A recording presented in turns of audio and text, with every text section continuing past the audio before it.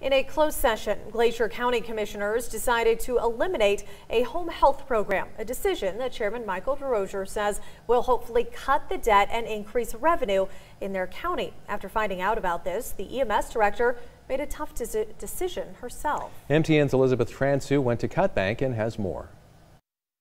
After serving for nearly 8 years as a director for the EMS department here in Cut Bank, Amy Allison has decided to step down. And now her resignation has many posing the question, what led her to do this and what's next for the department? I feel obligated to explain my decision to leave in hopes that it sparks positive change for the employees and colleagues that I have to leave behind. Amy Allison read to commissioners Tuesday night. I am resigning because of the inability to do my job. There has been additional stress placed on me as a director with closed meetings occurring, voting on departmental concerns without discussion, or including me as the department head. A letter of resignation, one she says was a tough decision. I've learned a lot of new things in this position, and one of those is to make sure your voice is heard with legislature. And that's exactly what she hopes to do. By tackling the numbers, Amy wants the community to know what led the EMS department to this point. EMS does have a deficit, and that is something that we've tried to work with as a team to repair. I do still think it's repairable for the EMS department, but it certainly takes open communication following the meeting laws, and especially including the community.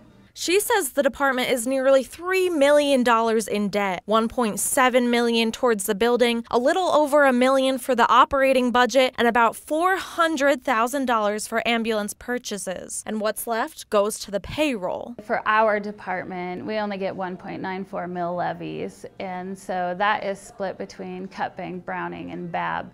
So if you're looking at the Cut Bank location only, that's 0.65 of a mill levy.